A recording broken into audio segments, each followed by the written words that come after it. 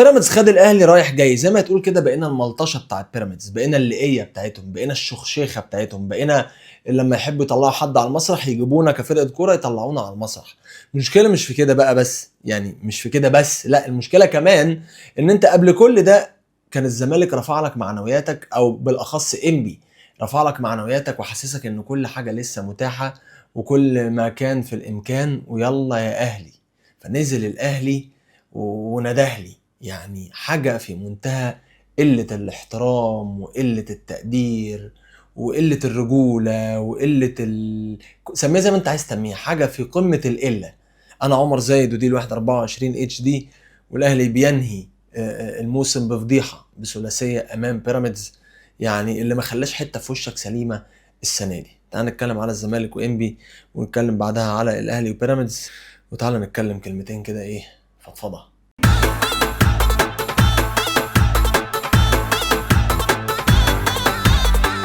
ذا ماستر اوف سسبنس. برافو عليك. اوعى القطر يا عم الحاج.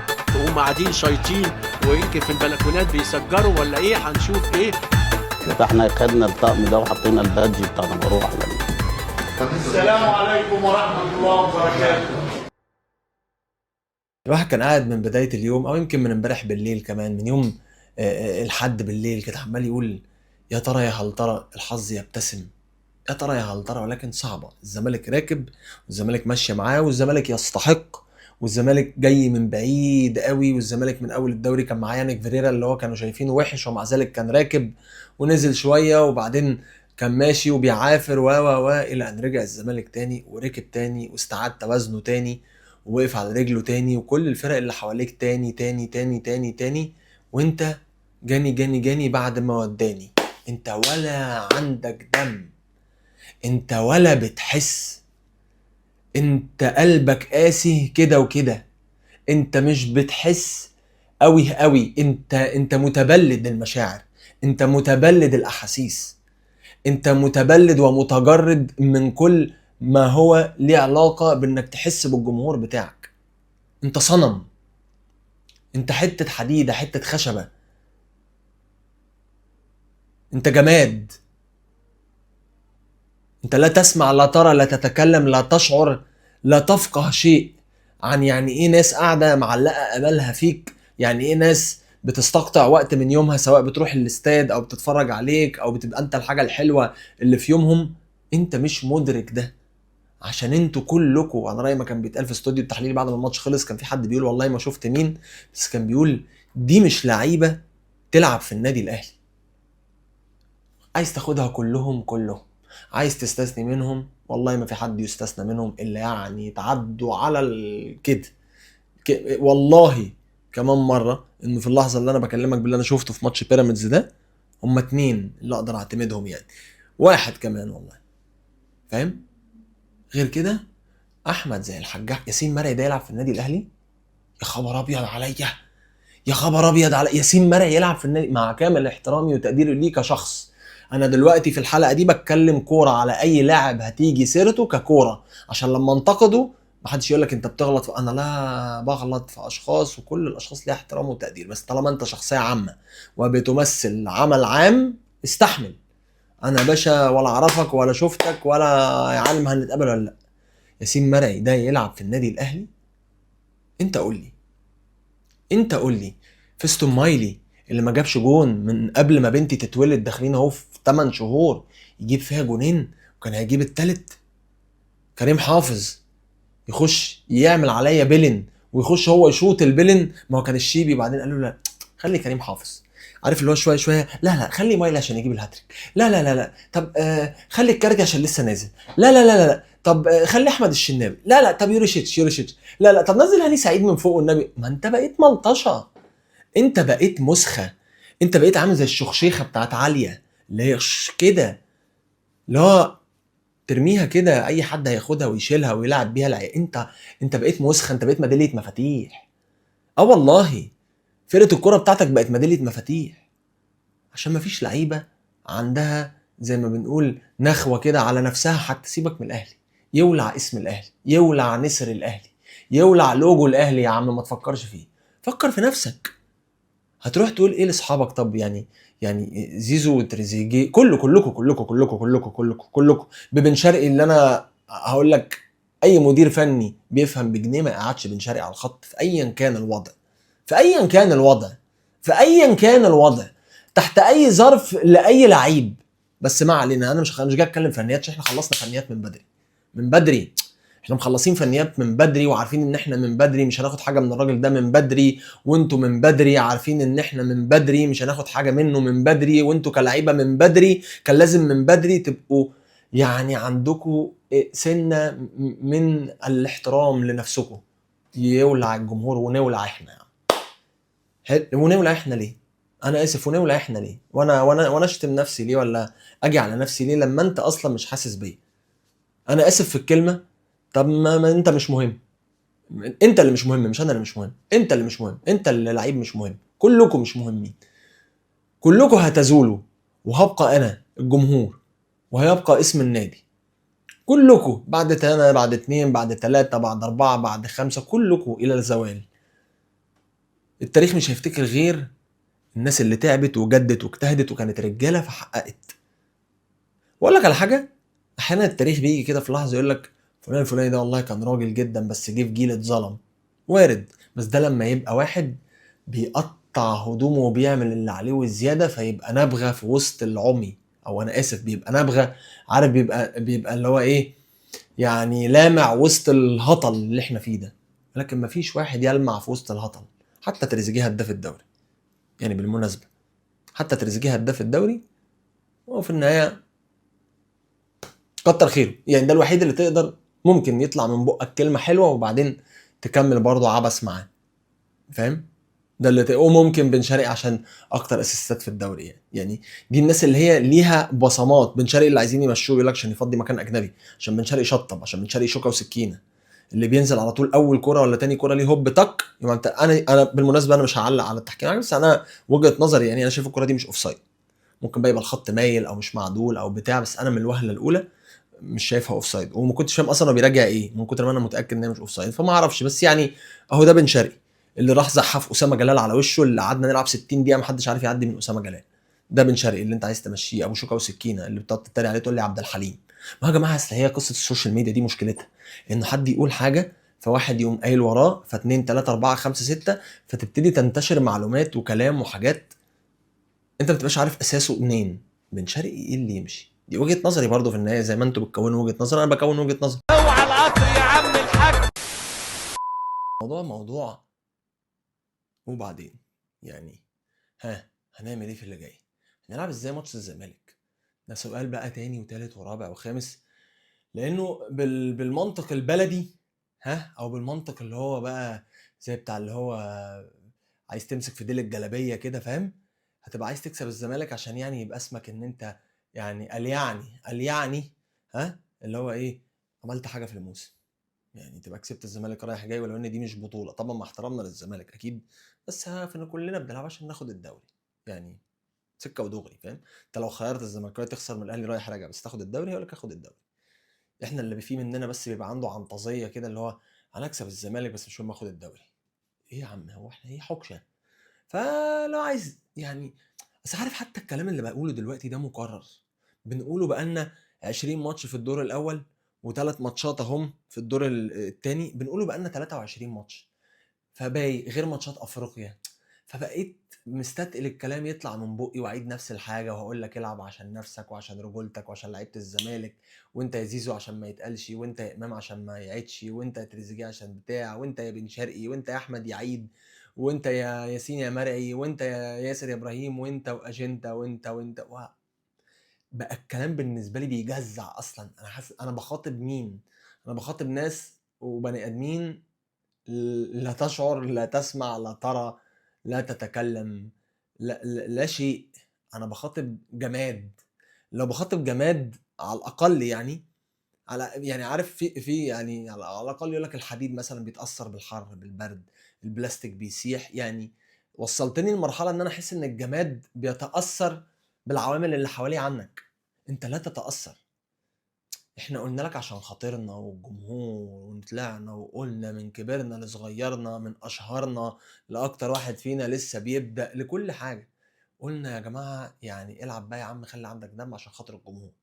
اتقال لك واتقفل عليهم ومفيش كورة بقالهم مش عارف قد ايه، ومعسكر وثروب راجع من الاجازة واحد تاني وهو الالماني واستناني وياني ياني.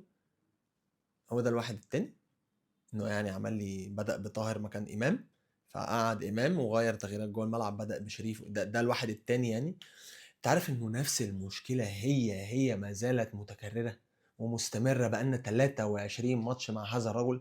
او يا عم مش فاكر الراجل ده لعب من امتى، من شهر 9 او 10، قول عدى مثلا كام ماتش في الدوري، مش فاكر والله. قول يا عم بقالنا مثلا مش 23، بقالنا يا عم ايه مثلا 19 18 ماتش مع هذا الرجل. نفس الحاجه اللي هي ايه، اللي هي لا شيء. قول لي النهارده كده، هو برضه ده كلام مكرر وكلام معاد وماسخ وبقى تقيل على قلبي ودمه زي السم. الكلام اللي بيتقال ده كلام بايخ قوي ان انا اعيدهولك تاني. ممكن تروح اي حلقه من حلقات الماتشات اللي ورا هتسمع نفس الكلام. فده ايه ده ايه ده ايه ده ده ايه؟ انتوا ايه؟ انتوا جنسكوا ايه انتوا؟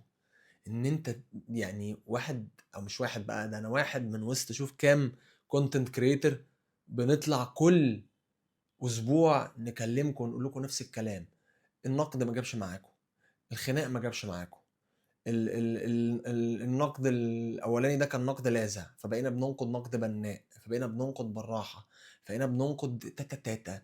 بقينا نقول طب معلش، طب ننسى الخلافات، طب مجلس الاداره يوحدنا، طب مجلس الاداره هننسى له، طب هنفتكر له، طب هنطلع، طب هننزل، طب مجلس الامم المتحده، طب مجلس الامه الوطنيه، طب مجلس الشعب، مجلس شورى، اي مجلس، اي حاجه، اي حد يعمل اي حاجه.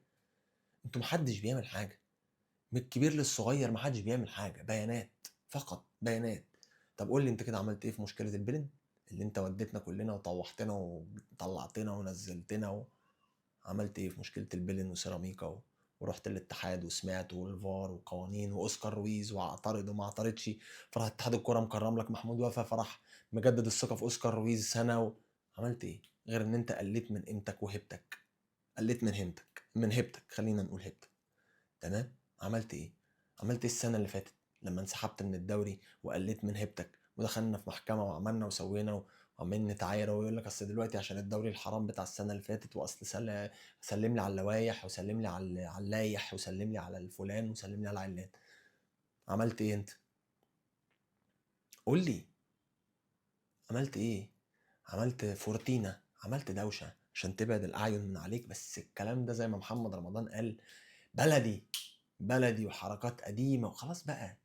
اتفقست الحكايه بتاعت ان انت تقعد تخترع في مواضيع وتعمل وتشوش على المواضيع الاصليه. انت اداريا غير جيد، انت لا تصلح اداريا، عندك مشكله، كلكم عندكم مشكله، كلكم قلبتوها بيزنس وبعدتوا عن كره القدم. كنتوا ماشيين كويس في الاول ما ننكرش، بتجيبوا او بلاش بتجيبوا بطولات، دي بتضيفوا بطولات للبطولات اللي موجوده اصلا عشان بقى نحط كل حاجه في نصابها، وده مش جحود، ده الصح. عشان انت هتكلمني بقى ورقه وقلم يبقى تعرف تمامك، كل واحد يعرف تمامه. انا اعرف تمامي كمشجع، وانت كمسؤول تعرف تمامك، وانت كلاعب تعرف تمامك. انت لم تزيد النادي الاهلي شيء جديد تحت دي 200 خط. انت ما اضفتليش شيء جديد، انت اضفت لي على اللي عندي. ودي بقى حاجه احب اكررها لك رغم اني مكررها لك في 30 الف حلقه قبل كده، بس افكرك بيها تاني. انت كمجلس اداره كل البطولات اللي انت دخلتها موجوده اصلا في النادي الاهلي. انت زودت عدد ما زودتش اصل. محمود طاهر مع حفظ الالقاب اللي هو بنقول عليها حقبه لم تكن يعني مثمره عشان ما كانش فيها دوري ابطال افريقيا شوف كام سنه، دخل بطوله جديده لم تدخل النادي الاهلي من قبل وهي الكونفدراليه. طبعا بخلاف الدوري، هو خسر دوري بتاع 14 ولا بتاع 15، بس دخل كونفدراليه بطوله جديده من نوعها ما دخلتش خزائن النادي الاهلي قبل كده. لكن انت جاي وفي اوريدي 8 افريقيا، جاي وفي كام سوبر افريقي، جاي وفي كام دوري، جاي وفي كام كاس، وجاي وفي كام سوبر مصري، جاي وفي كل حاجه. انت بتزود تحافظ على الوضع والمكانة. فيعني لو كنت كمان فشلت في دي كان هيبقى أحي عليه، يعني كان هيبقى كده بجد. فعايزني أقولك برافو إنك حافظت، برافو إنك حافظت، برافو إنك حافظت، برافو. خلاص حلو كده. بس خليك عارف إنك أنت برافو إنك حافظت، مش إنك ضفت. حتى البطولة الكبيرة كأس العالم للأندية اللي كان عندك فرصة تعمل فيها حاجة مختلفة، رحت جبت لي مهرج ومشيت عماد النحاس عشان انت قررت انه انت ليك نظرة فنية في واحد الله اعلم ايه صلاحياته ولا ايه مؤهلاته، جه قال لك هو ده الراجل اللي هيقود مشروع الاهلي، فجبت لي مهرج. فانتوا 2 قرروا مصير النادي الاهلي، 2 فردين قرروا مصير النادي الاهلي. ومن هنا بدأ الخراب، ويمكن من قبلها بشوية لما ابتديت تطفش كولر. انت ابتديت تطفش كولر، ابتديت تتدخل في امور كولر. ومن دي 1 كولر جه في اول موسم شتاء قال السلام عليكم انا طالب مهاجم، ما جاش. ده بسم الله الرحمن الرحيم.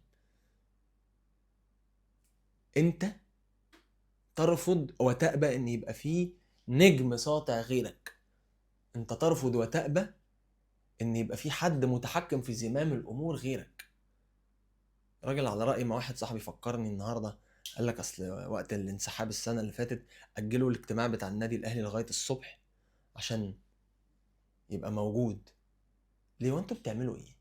انتوا كمجلس بتعرفوش تاخدوا قرارات لوحدكم؟ هي دايره كده بقى. ولما خربت، لما مالطا خربت، قال لك خلاص انا هنسحب، خلاص لا لا برايا. ابتدى بقى اللي هو انا يا جماعه كنت باثر على قراراتكم، انا فطبيعي بقى انت في الوضع اللي زي ده هو حد هيواجه واحد جاي يدعي المظلوميه ويقول وانا وعملت محدش يعني. بس يا جماعه هي بس كانت عزبه مداريه بس، يعني ربنا اراد بعد نجاح او حفاظ على النجاح، خليني بقى احط كل حاجه في نصابها. هم كانوا محافظين على نجاح الاهلي في ال7-8 سنين، ولكن ربنا اراد بلاش ندخل الدين وربنا في الامور دي، لانه يعني القدر ما هو ده بتاع ربنا برضه يعني. يعني تشاء الدنيا والظروف بامر الله كل حاجه طبعا، انه خلاص يتم كشف الستار عن العبث اللي بيحصل بقى، والسمسرة والعمولات والبوم طخ والكلام اللي بيتقال من جوه المجلس، وزين الدين بالعيد وقندوسي وسمسرة وعمولات وكله كل ده لازم بقى بعد، لازم دي تبقى الختام لموسم زي ده. لازم ريحتنا بقت وحشة قوي ونتنا. قصة مش قصة ماتش، انسى بقى، اوعى تبقى فاكر ان القصة قصة ماتش. قصة اكبر بكتير من ماتش. انت بتجني ثمار سوء تخطيط وسوء إدارة كان ماشي بقوة الدفع عشان كنت بتكسب وبداية إن البلاعة دي ما تفتحش، لأن البلاعة دي كانت هتفتح أول كام شهر المجلس ده جه. البلاعة دي كانت هتتفتح عليهم بخسارة تضرب يا بدري 3-1 في تونس.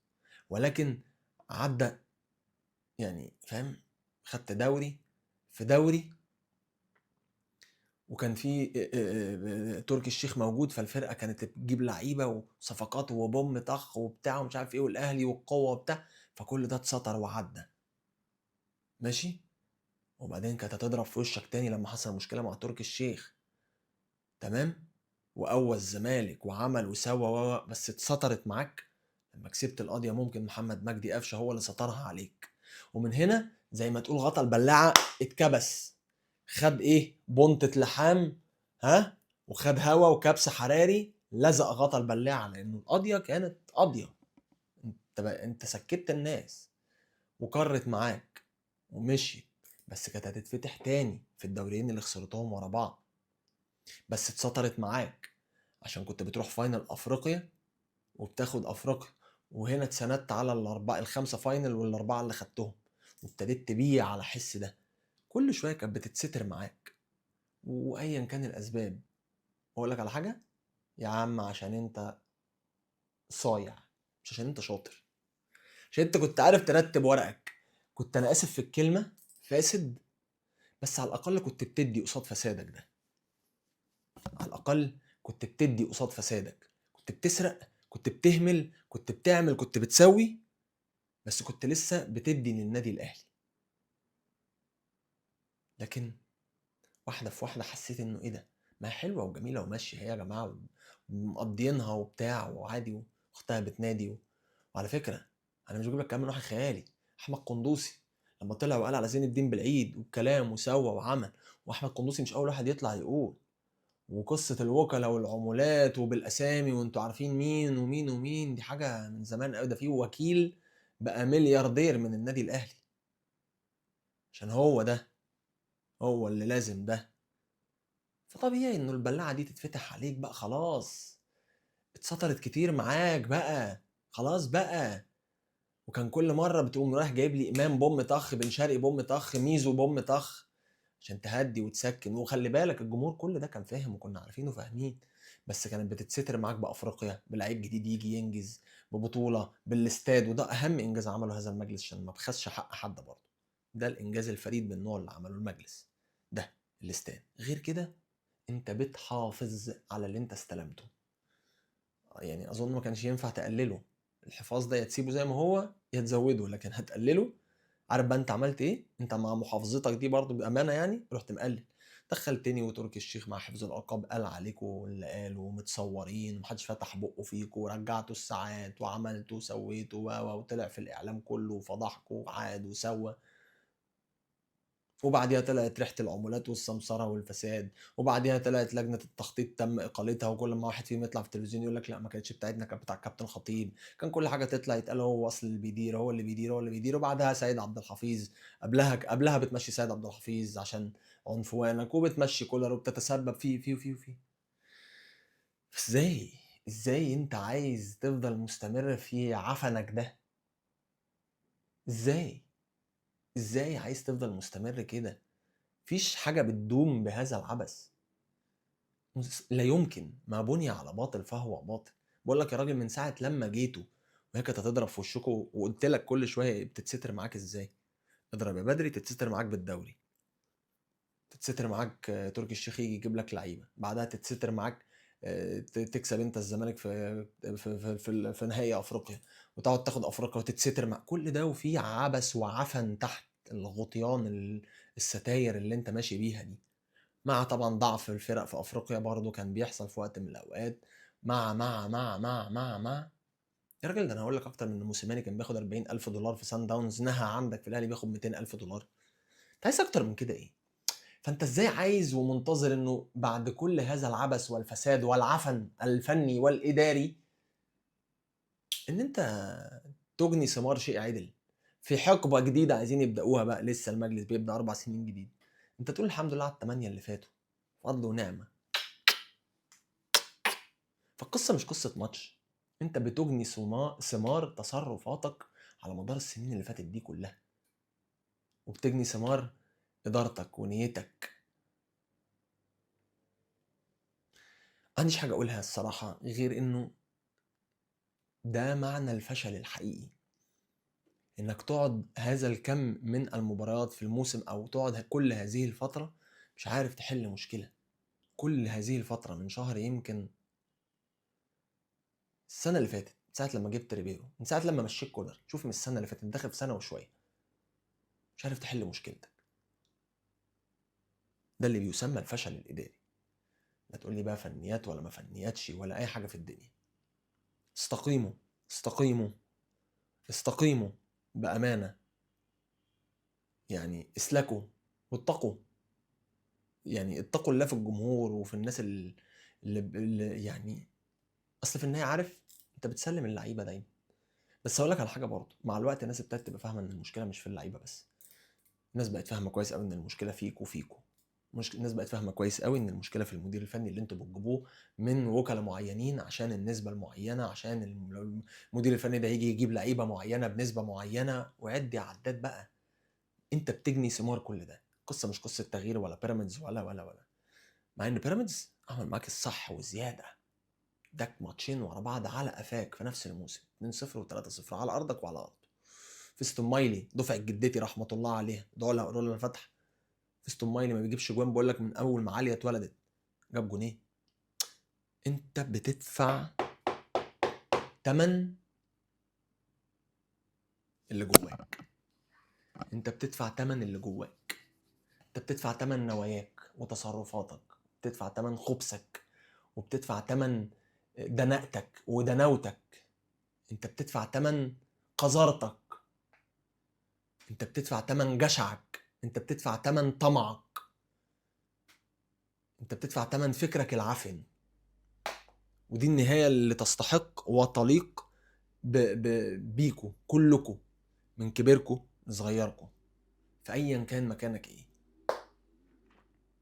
بيراميدز يستحق الفوز بكل تأكيد عشان يعود مرة تانية للصراع ومنافسة الزمالك اللي يستحق لقب الدوري بكل تأكيد. ما عنديش حاجة اقولها اكتر من كده على الفرقة دي الصراحة. تعال نتكلم على الزمالك وإنبي اللي بيبقى فيه كورة، ممكن نتكلم كورة. الزمالك يعني يلا تعال نتكلم على الزمالك. بص، الزمالك يمكن كابتن معتمد جمال ماشي كويس، بس برضه في التاتش بتاع يلا ايه احط التاتش بتاعي، وضمن زياده عن اللزوم او وثق زياده عن اللزوم او اتشتت او قلق او توتر، فقرر ان هو هيركز في ماتش الاهلي ويتعامل مع ماتش انبي ده على انه ماتش مضمون. يعني تعامل على انه خلاص انا كسبت انبي، يلا فكر في الاهلي بقى. فضربت في وشه. يعني انت النهارده كابتن معتمد عامل ماتش قدام بيراميدز شوط تاني بتغييرات بكل حاجه موفقه جدا، ليه ما بداتش زي ما بدات في ماتش بيراميدز؟ كنت كويس. انت قررت تبدا زي ما نهيت في ماتش بيراميدز. وانا قلت على شيكو بنزا الماتش اللي فات في ريل، ارجع شوفها على كل المنصات. شيكو بنزا بتاع الربع ساعه تلت ساعه، شيكو بنزا ما تدلوش حريه الاختيار، ما تدلوش مساحه يفكر. فانت مديله ساعه ونص يلعبهم يفكر فيهم ويبدع، لا ده مش هيبدع. ده رياض باشا بس هياخد الكرة هيعمل بيها حاجه واحده. فانت هو لما تنزله في ربع ساعه تلت ساعه هيبقى ما قداموش خيار غير انه لو خسران لازم يجيب جول، فاديته اوبشن واحد، او يعمل اسيست فاديته اوبشن واحد. لكن يلا يا شيكو بنزا ننزل نبدا من اولها بقى، فيرقص ويمنكش ويحنكش ويدنجل، مش بتاعته. ده بيزيرا اللي انت خرجته اللي هو ما يخرجش. الزمالك بدا بتشكيله غريبه الشكل، يعني اغرب حاجه فيها سيف الدين الجزيري مع كامل احترامي ليه طبعا. مهدي سليمان زي ما هو ورا، بس اختلافنا ورا انه بدا بنتايك مكان فتوح، وفي نص الملعب بدا بشحاته واحمد ربيع. انت بتلعب انبي يا كابتن، عايز تكسب، تلعب بستتين واي. وطبعا عمر جابر والونش وحسام عبد المجيد وبنتايك. وقدام برضو حاجه غريبه جدا، عدي الدباغ بيزيرا، انا اسف، شيكو بنزا بيزيرا عبد الله وسيف الدين الجزيري. الله، فين ناصر منسي؟ فين عدي الدباغ؟ انت اكنك سبت سلاحك ونزلت تتخانق مع 200 واحد من غير سلاح، او خدت سلاح ما فيهوش طلق. ناصر منسي وعدي، يا خبر ابيض، ازاي ده؟ انت عملت كام اوفرات النهارده كان عايز واحد زي عدي هجمه في ال 18 ولا حق، ازاي؟ وتفقد فتوح في نص ملعبك، او تفقده كباك ليفت، تفقد مهاره اساسيه زي احمد فتوح في الملعب، فتسيب عبد الله لوحده في نص الملعب بيحاول يلعب الفرقه كوره في وجود محمد شحاته، مع احترامي ليه هو احمد ربيع اللي اكيد مش هيسعفه عبد الله كرويا. فتسيب عبد الله 41 سنه ما بين خط الديفنس لغايه تلت ملعب انبي هو اللي شغال تك تك تك تك تك بيتفشخ لوحده. مش منطقيه يا كابتن معتمد. يعني ده انت المفروض تعتمد يا معتمد مع حفظ الالقاب. بس لما ظبطتها على طول خرجت الجزيري، نزلت شكرا تك تك، مسكت انبي بص تك تك تك تك تك تك تك. ولكن كان هو نفسيا قدر يتمالك ويتماسك، والشوط الاول هو دخل عليك بكذا واحده بكورتين ثلاثه، حس انه يقدر يكسبك. مهدي سليمان شايل في الشوط الاول، شايل في الشوط الثاني، فانت شممته نفسه، فحس انه طب انا ممكن اتعادل، ده بالعكس انا ممكن اكسب. وكان في واحده في نهايه الشوط الثاني كان ممكن. فالزمالك وكابتن معتمد بالاخص صعبها على نفسه، حتى لما حاول يعمل يلا الكامباك هوب دب طخ، خلاص كان تو ليت، والزمالك كان ابتدى يفقد الثقه مع ارتفاع ثقه ومعلومات اللعيبه. يعني عارف انت متاخر قوي يا عم الحاج، ملهاش لازمه ولا ليها منطق ان انت تبقى انا اسف يا كابتن معتمد كرويا طبعا، يعني بتكلم ان الجلاله تبقى خدتك كده انك انت ضامن ماتش انبي. ازاي انت كسبانك في الدور الاول ونازل انت عندك منكش معاه بقى اقطاي وما اقطاي وبتاع والتويته والمويته والفويته وكهربا رغم انه عجبني جدا توازن لعيبه الزمالك النهارده الصراحه، ما شفتش منهم اي تنشنه تجاه اقطاي ولا تجاه كهربا ولا انه ده جازز ولا قافش. واضح انه اتقال لهم فعلا من جون ادوارد او من الاداره او من ايا كان من المسؤول، يا جماعه نركز في كره القدم وده كان حاصل وواضح، واللعيبه كانت مركزه بالمناسبه، حتى التشكيله الغلط اللي بدات يعني انا ما بقولكش ما كانوش مركزين، بس مش دورهم، مش وقتهم، خلينا عارف الاشخاص الصح في الوقت الغلط. لكن ما بقولكش هم وحشين ولا مش وحشين، كل وقت ليه لعيبه. شيكو بنزا تنزل تضغط على انبي تك تك تك تك زي ما عملت مع بيراميدز. طيب فرهدوا انبي على الدقيقه 65 70، ده لو كانوا يعني مفولين 95 كنت هتعمل نفس اللي عملته الماتش اللي فات. هوب ارمي الشيكو باندا، هينزل يجنن الاطراف بتاعتهم محشيه جبنه، وهيعمل نفس اللي عمل. بيتزيرا ما يخرجش من الملعب، ما يخرجش، عبد الله ما يخرجش، يعني الا لو خلاص بيقول لك يا جماعه انا مش قادر تعبان الحقوني بموت. غير كده عبد الله ده والكره تحت رجله هيعمل واحده تودي ناصر منسي ولا تودي عدي جون. ما يطلعوش من الملعب مع كامل احترامي لاي حد في الملعب تاني. فكيف لك يا كابتن معتمد؟ ولكن عشان انت من جواك ابيض وسالك وعايز تشتغل وعايز تعمل حاجه فعليه، فربنا بيقول لك انا مش هضيع تعبك. في ناس الناحيه التانيه لا يفقهوا شيء عن النعمه ولا عن الجمهور اللي بيساندهم ولا يفقهوا شيء عن اي حاجه اصلا، وماشيه معاهم كده بالبركه هلهلي بقالها شويه. فحان كشف يعني حان كشف الستار وحان ازاله الستار من عليهم. فيلا روح يا معتمد واعتمد. كرة بتدي اللي بيجتهد، الكرة بتدي اللي بيستمر، الكرة بتدي اللي عايز فعلا من قلبه ومن جواه يفرح نفسه ويفرح الناس اللي بتروح تدعمه، ويبقى يعني زي ما بنقول كده ينام على المخدة وهو مستريح وحاسس انه مش مقصر في شيء. دي الكورة هتدي هذا الشخص، حتى لو مش هو الأحسن أو الأمهر يعني أو الأحرف، مش مهم، بس هو اللي اجتهد أكتر، معروفة. والزمالك مع كامل احترامي لكل الفرق وبيراميدز الاتنين اجتهدوا اكتر منك. اقول لك على حاجه، والله العظيم 3 ما بتجحد ولا عشان متعصب. اديك شفتني من اول فيديو متضايق، بس يعني مش بتشل واتهبد رغم اني متضايق ومتعصب. والله العظيم 3 انه دجله وانه زد اشتغل احسن منك السنه دي، تصدق؟ وانه المصري اشتغل احسن منك السنه دي، تصدق؟ وانه سيراميكا اشتغلت احسن منك السنه دي، وانه كل الناس اللي معاك في التوب 7 فوق اشتغلوا احسن منك السنه دي. حتى سموحه يا راجل كل واحد على قد امكانياته قدر يطلع فوق ويبقى زيه زيك. ايه يعني انت مش هتاخد الدوري فبقيت زيك زي بقيه الستة، ما انت غالبا مش هتلعب افريقيا فبقيت زيك بقيت زيك زي اخر 4. ولا فرق، هم اول 3 اللي هيلعبوا افريقيا والكونفدراليه اللي انت احتمال ما تبقاش منهم عادي. ولو دخلت الكونفدراليه مش هتبقى زيك زي اول 2، ولو دخلت في اول 2 مش هيبقى زيك زي بطل الدوري، عشان انت ما اجتهدتش ولا تستحق انك تجتهد. لكن الزمالك يستحق. هي دي الكوره، الكوره مش عافيه، الكوره لا تعترف بالماضي والاسامي وفلان وكابتن وما كابتنش. انزل لا مؤاخذه في الكلمه اديها هتديك، معروفه. من جد وجد ومن زرع حصد. انا عمر زايد ودي الواحد 24 اتش دي. ربنا يسامحك انت ويسامحكم جميعا وينهي فترتكم في الاهلي نهايه تليق وتستحق ان هي تنتهي بيها ايا كانت هتطلع ايه. المهم ربنا يديكم على قد نيتكم، مش هقول لكم اكتر من كده. اعمل فولو كل السوشيال ميديا اللي هتظهر قدامك دي.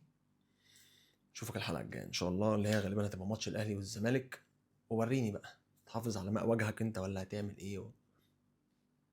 صباح الخير.